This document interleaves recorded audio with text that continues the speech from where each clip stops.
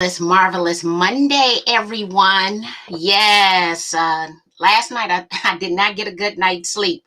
And the reason I didn't get a good night's sleep is because I decided that I was going to have the most open, candid discussions this week that I've ever had in life. Um, Even outside of those I had last year about race. And it starts with lipedema. I want to take you on a journey, a 4-decade journey. I am not fat. I have lipedema. Lipedema is a fat disease that impacts 370 million women globally, 17 million women here in the US. And to be honest with you, the medical profession has failed us 100%. So every single day, I'm going back to what I consider to be something monumental in my life that should have been a telltale sign, but it was not a telltale sign. So I want you to go back with me to 1980, and we are going to talk about 10-year-old Marky. 10-year-old Marky was built like a woman. I had thick thighs, hips, buttocks, small waist. I was wearing a 36C bra, and I'd already started my cycle. My calves were too big to fit in any pair of riding boots, but we're going to fast forward on the riding boot situation. And what I'm here to do today is to talk to mothers and fathers and grandparents and aunts and uncles who have anything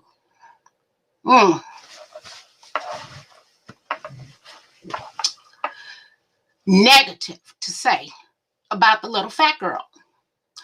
And the reason is my family has been very supportive of me being overweight ever since I've been overweight. I wasn't always overweight. But there were things that were said, and they did not know that I had a disease. And my mother was not always on the right side of this. So I want to talk to that mother who has taken her child shopping, and that child can't fit nothing that you wanted to fit. I want you to envision 10-year-old Marky, built like a woman. My breasts were bigger than my mother's. We had gone back to school shopping, and my mother has always spent a lot of money on me. She wanted me to look a certain way, but none of the clothes fit me. I mean, not one piece of clothing. My mother went to great lengths. She would drive up to specialty shops in Evanston to make sure that I was appropriately dressed for my age. And for about 6 months, my mother was 100% frustrated with my size. And I could see it in her eyes. And me and my weight was absolute frustration for my mother. And she did have some choice things to say, and I will tell you what those are in a minute. So, Mom, Dad, have you ever said anything negative to your overweight child, to your overweight niece, to your overweight cousin? And it is very possible that that child has lipedema because puberty tends to be an onset. Anything that's hormonal, puberty, having children, menopause, where you would see new signs. I'm clear that my first symptoms, I was 10 years old. 10 years old for 4 decades. And I've had access to the best medical care in the world. And my family had the money to pay for it. And not one person said nothing until I was 50. Okay. So my mom takes me shopping and she is frustrated. And I am frustrated because I felt this big after going shopping. So a couple of months had passed and my mother got a lot of commentary, right? Because my ass can't fit in nothing. And so I go to my grandmother and I tell my grandmother at this point, I'm not liking my mama at all. right? Because she talking to me crazy. And she had never talked to me this way, which is how I knew that she was frustrated with the fact that her baby is overweight. And my grandmother said, Marky, I want you to sit down and tell your mother how you feel. Because what I do know is your mother loves you. And she does not know that she is hurting your feelings, but she frustrated. So I sat down with my mother. I told her I did not appreciate her calling me out of my name. I didn't like what she had to say to me or even how she was treating me. And my mother sat there in that moment. And let me say this. She changed her words, but it still took the time for the frustration to leave. Okay. So my mother never called me out of my name again until I was 23. I need to let you know. So from the age of 10 to the age of 23, my mother did not call me out my name.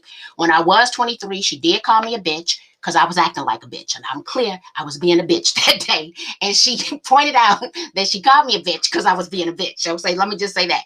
For 13 years, she never had not one more negative thing to say to me about my weight. But she was still not unfrustrated by the fact that I wasn't the image of what she thought that I should be at that age. So I want to fast forward you to around 2003. My mother was always like the size 8'10", had a big old bubble booty on her, right? Flat stomach. That was Hazel. And we had gone shopping. Now, at this point, my mother had gained a lot of weight. She had relocated to St. Louis, and I was taking her shopping. We went to some outlet mall down in St. Louis, and we're going store to store, and nothing is fitting my mother because I'm used to this 8'10". So I knew she had gained some weight, so I'm going to get the 14s off the rack to bring them into the dressing room. And nothing is fitting. She in there, she tugging, and she trying to get her jeans over her hips. And I say to myself, oh, I'm going to get her ass. So I go get some more clothes. I go into the dressing room and she's still tugging, trying to get her clothes up. So I look at her and I change my demeanor and I give her a look. I look her up and down. I said, so you mean to tell me you can't fit nothing with your fat ass? And my mother paused.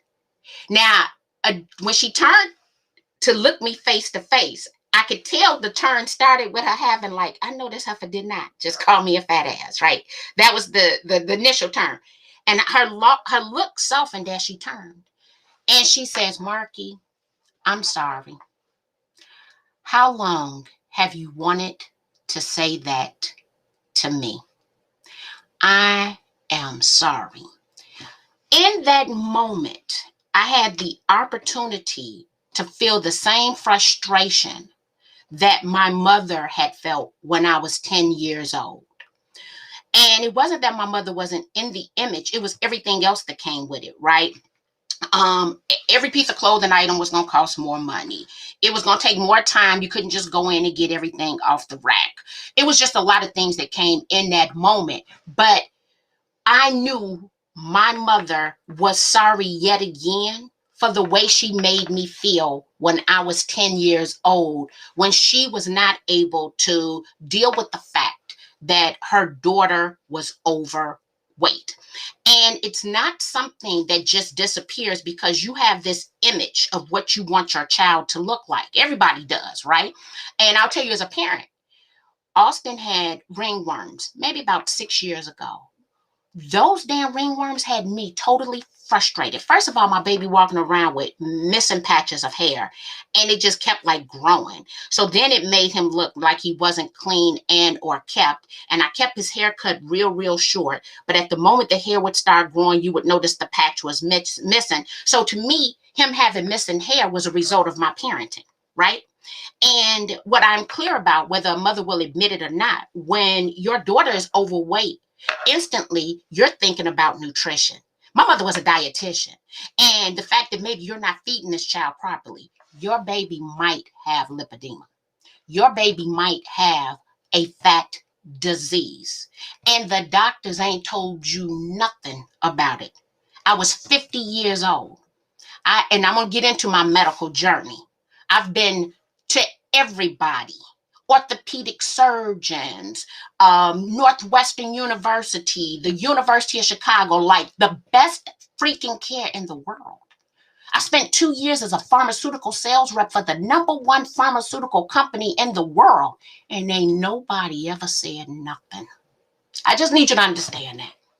So, what I would ask of you, one, is research lipedema, period. And when you see that young girl and her body is disproportionate, her hips, thighs, and buttocks are substantially bigger than her top half. So my bottom half has always been 2 sizes larger than my top half. Maybe, in her late teens, you think you should buy her some cellulite cream. Nah, that's fat logos up under the skin.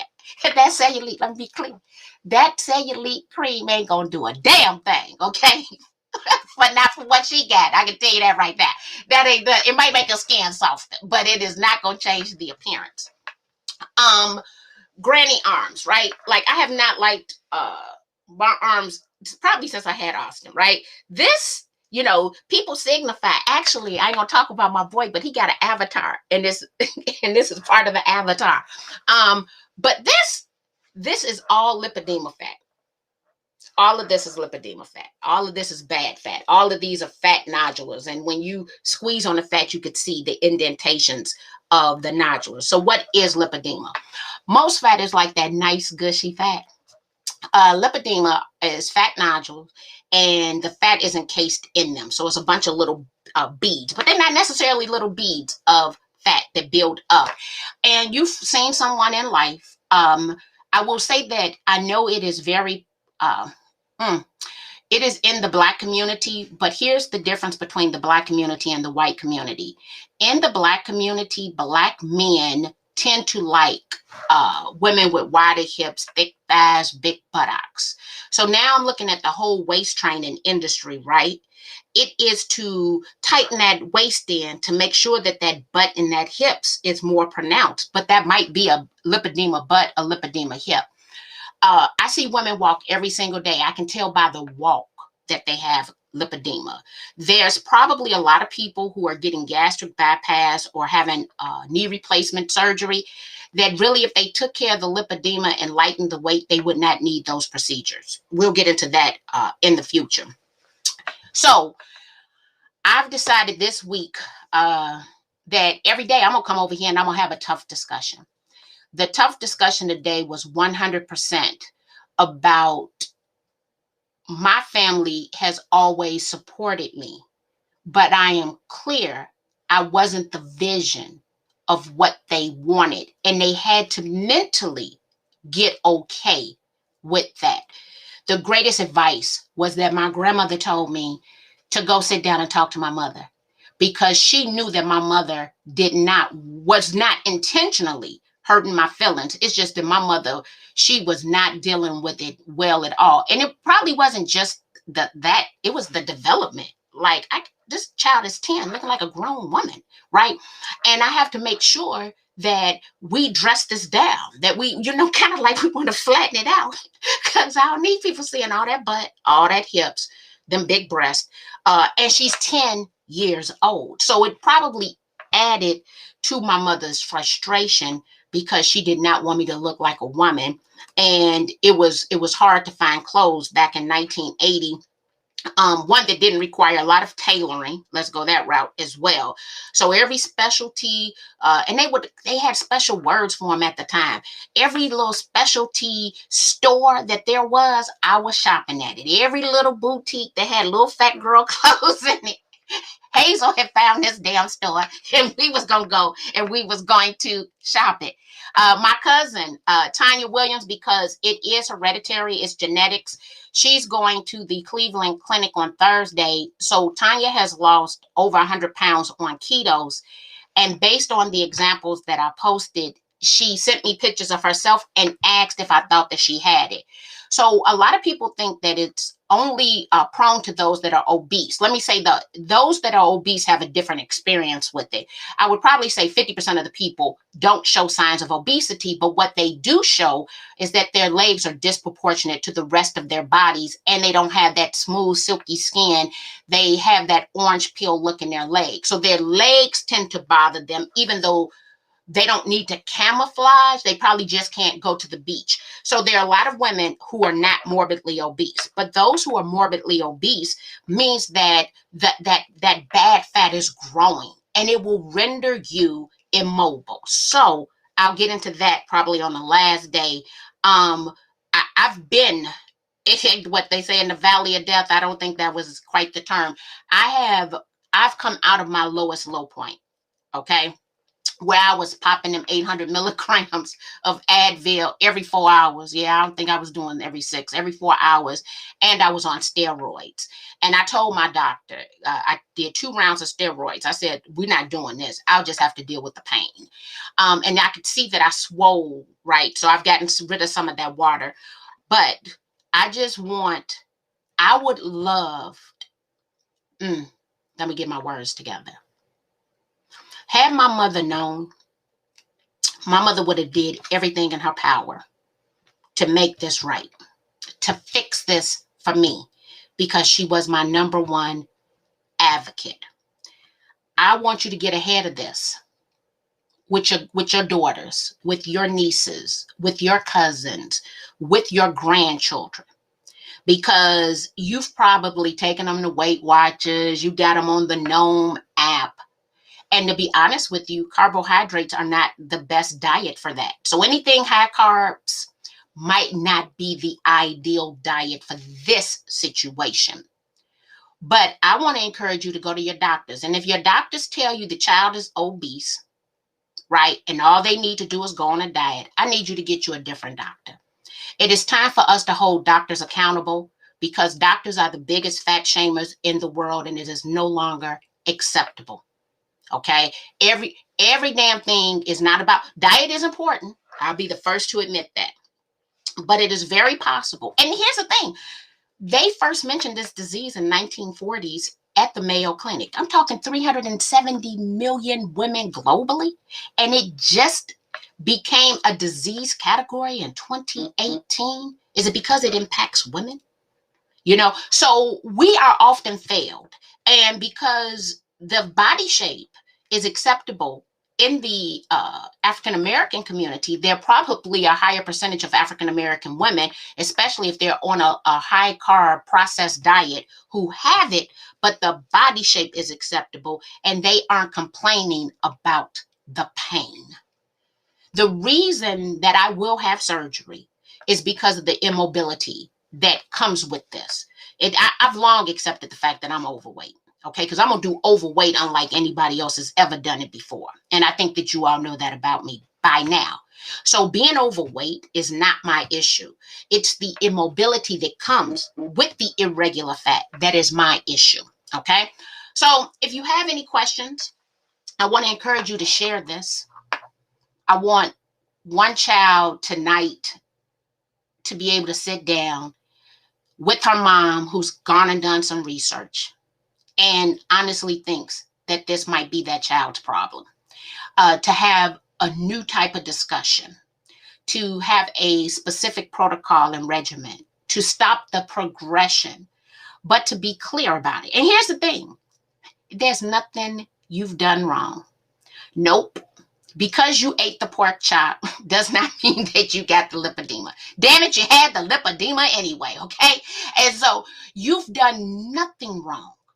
Absolutely nothing. You got a fat disease, and it's chronic, and it can lead to immobility, whether you're skinny or whether you overweight. And what I'm not going to do is allow anyone to talk to me crazy about this situation. I've done all my research. I'm clear. I can tell you time and time again, I have the resources. This is real.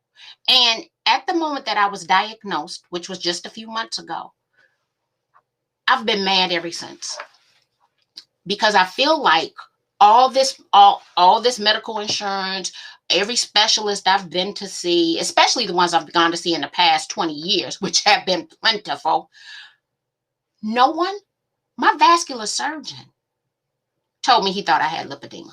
Because I was getting my veins fixed. Well, we're going to talk about that too. If you don't mind me asking, what type of surgery are you having? So the only way to rid your body of lipedema is to have essentially large body mass liposuction. Liposuction is the only long-term treatment solution right now. There's no pills. You can reduce the inflammation through diet, through exercise, through swimming, through vibration plates. Now, I have seen people who have reverted their stages back, because it's 4 stages. But when they tell you the amount of time they're spending every single day to do so, it's not realistic for my lifestyle. I don't have 2 hours per day in the gym. Like, ridding themselves of the lipedema becomes their job. I don't want that to be my job. So I am having liposuction, large body mass liposuction. Because it's so much liposuction, there are 3 procedures that I will have to go through in order to eliminate the lipedema from my body. According to every study, it is, when they come back and follow up at 10 years, it has been the only long-term solution. But in the meanwhile, because I wanted mobility back, because I was popping steroids and taking 800 up to 800 milligrams of Advil consistently, like it was my regimen. I had the big jug that you buy at Costco. I've not popped any Advil. I'll tell you this. I do have a vibration plate. I get on it 20 minutes every day. I do practice IF, which is intermittent fasting. That means that I do 16 hours of fasting, 8-hour eating window. So I eat from noon to 8 p.m.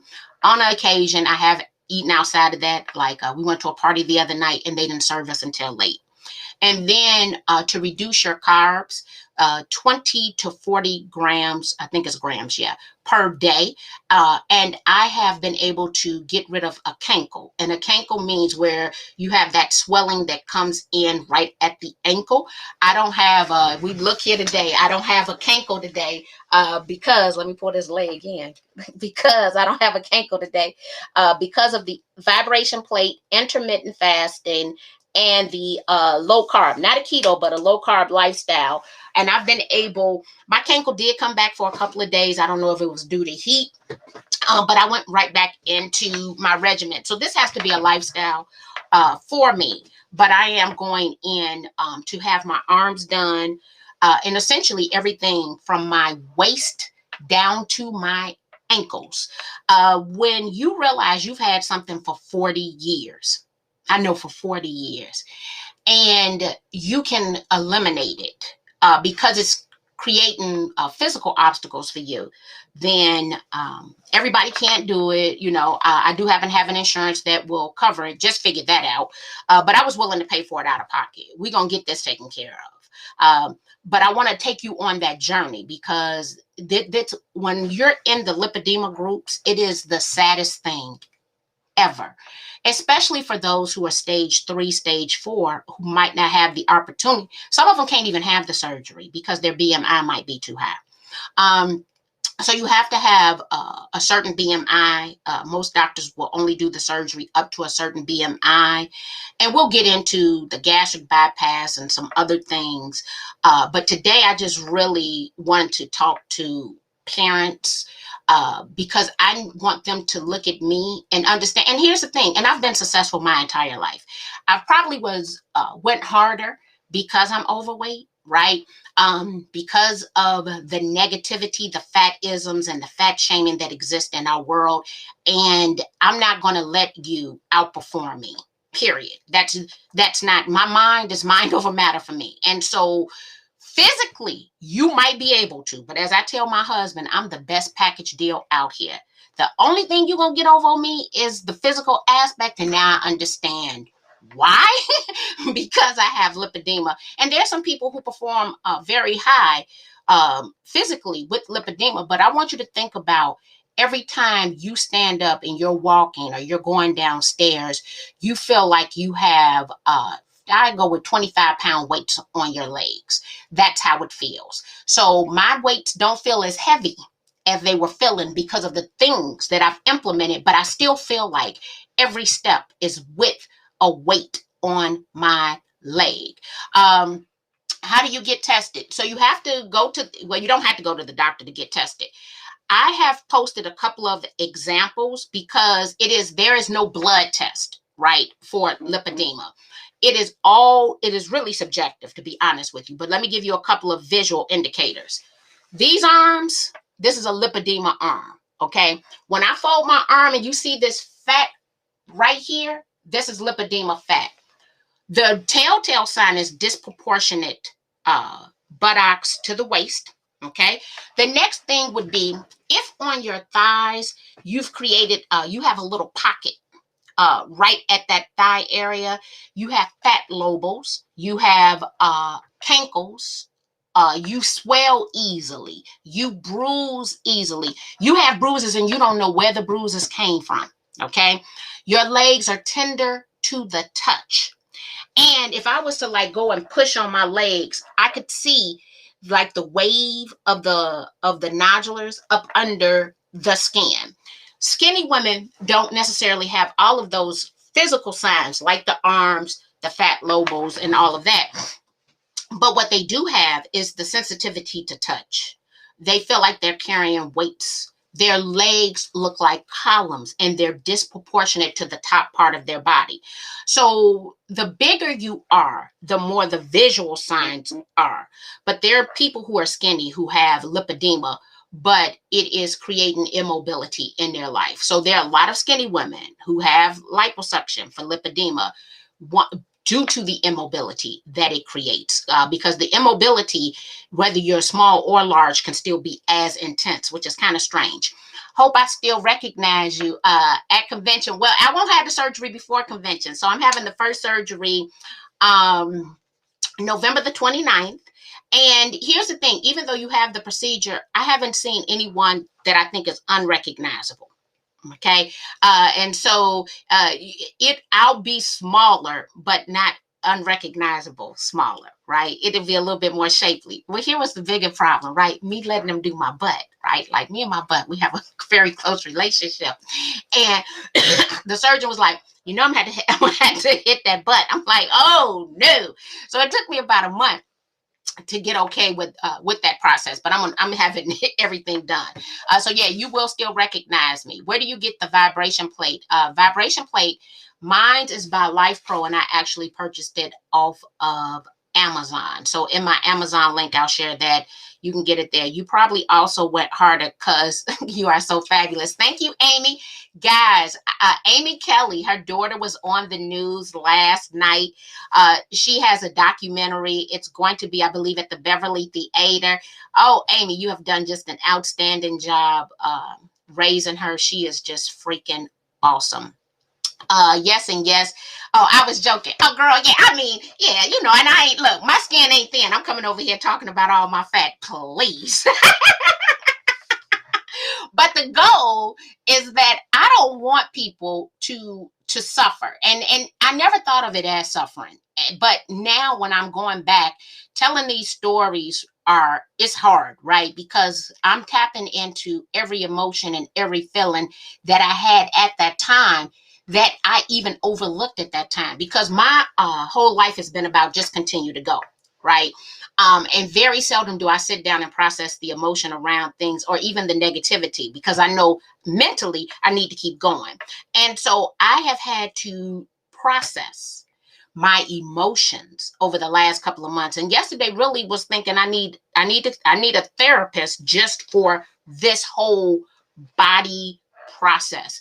And what part of me is going hard to dispel the myths that people have around overweight people. And believe me, there's a lot of thought process around overweight people. Most people think that overweight people are lazy. Well, I'm a whole lot of things, and lazy ain't one of them. But it is the perception of the world in which we live. So I'm clear about all of the fatisms, the fat shaming, and everything that exists in the world. I've not been subjected to nearly as much of that, probably since the age of 20 on, as I was as a child, because I went hard as a kid and I was spoiled. I knew I was spoiled. So I braggadocious, rub it in your face, yeah, I might be fat, but I got a new bike. I might be fat and I got a car. I might be fat and I got a full designer wardrobe. It was kind of like that kind of thing. So, you call me fat and I'm just going to swing something in your face, a trinket that I know your mama can't buy you, right? And so, yeah, yeah, I was a trip. But what part of that is the result of trying to dispel the myths around being overweight? And there are some women with lipedema. They essentially do not have a life. They're on disability. They stay at home. They don't go to the beach. They very seldom come out. They don't show their legs. It's just they don't eat in public. Because of all of the isms. And then there are some who've made it a career, an occupation, because of fat fetishes. They're real. And there are people who pay a lot of money to look at big bodies, or to touch big bodies, or whatever it is that they do when they sell their size to a group of people who love that. What area of your body did you experience the most pain? The knees. So I've actually been to see the orthopedic surgeon because I was going to get injections in my knee. And I will tell you, I'm so thankful for him. When he rescanned my knees, he would not give me injections. He told me that my arthritis was mild at best, and he made me go to physical therapy. Oh, mind you, I've been to physical therapy on more than one occasion.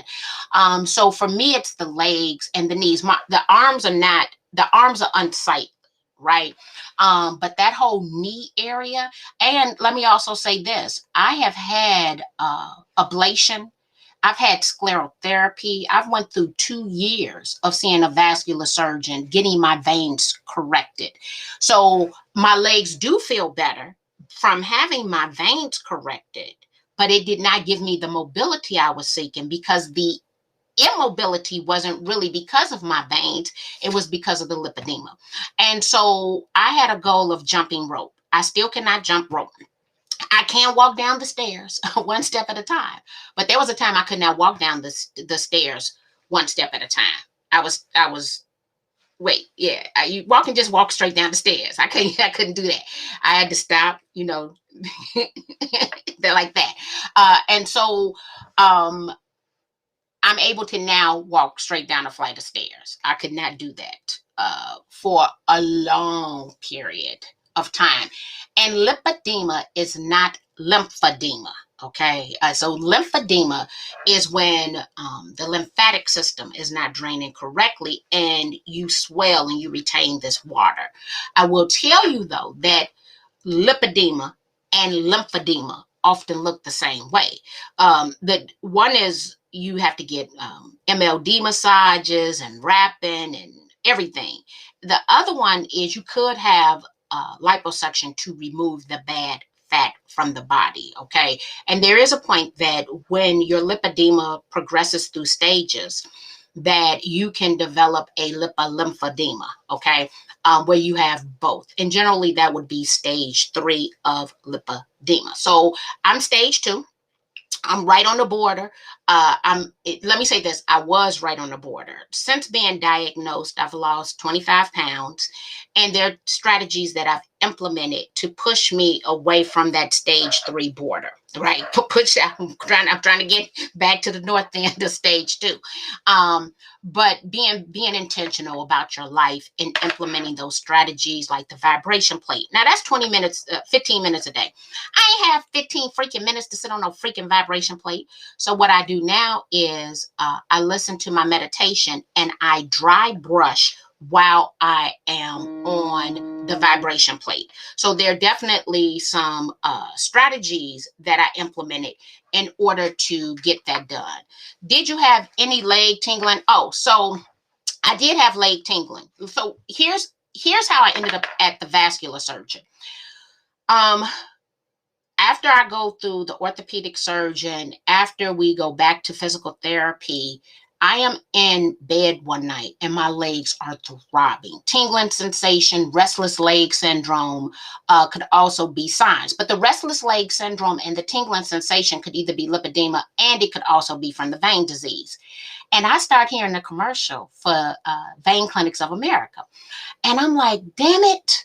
And I'm looking, and at the moment, I'm like, I think this is my issue. I got vein disease. And I did. I had ablation and numerous sclerotherapy treatments.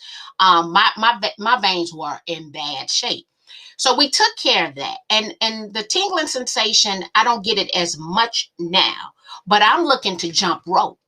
And at the moment I could not jump rope, I'm not going to say I thought it had failed me, but what I did not realize was the amount of inflammation I had.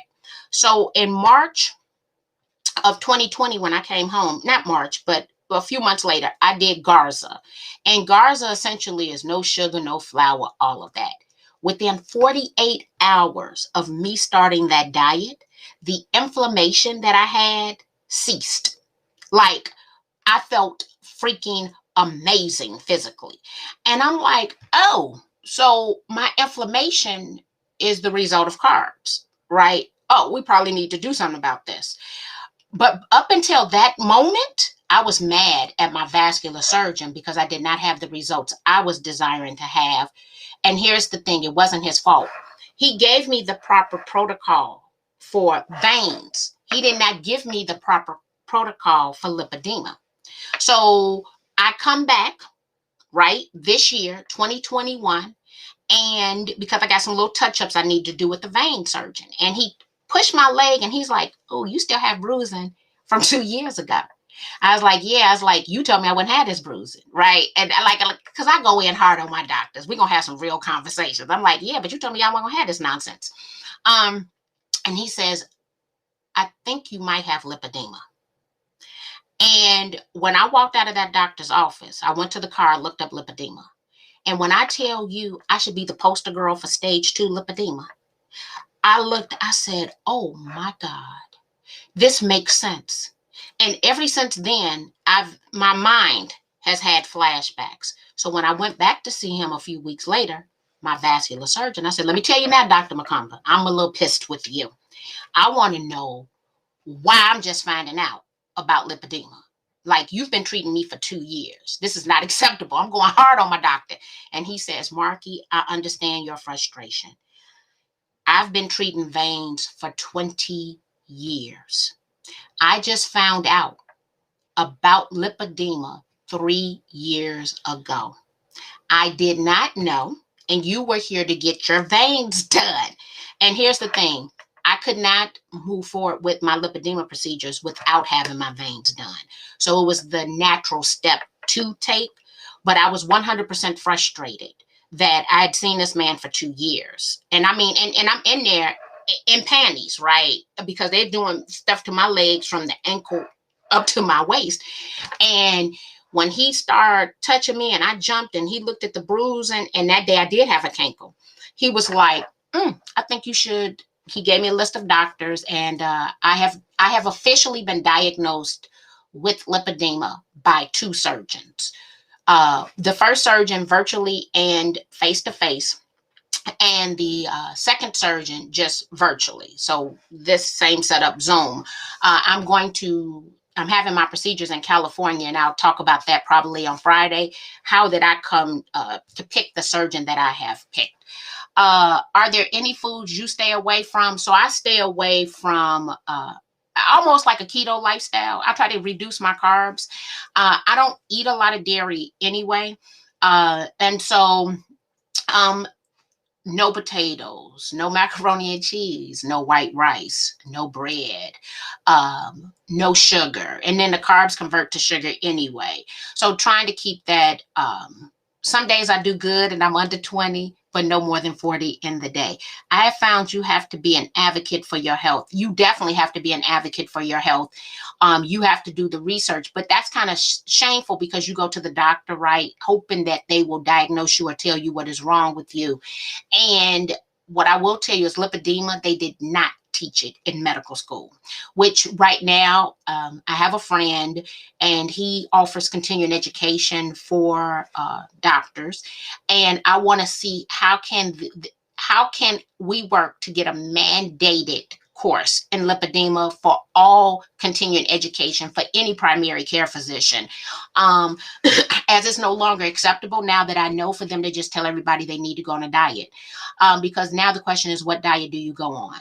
And it's painful, it's debilitating.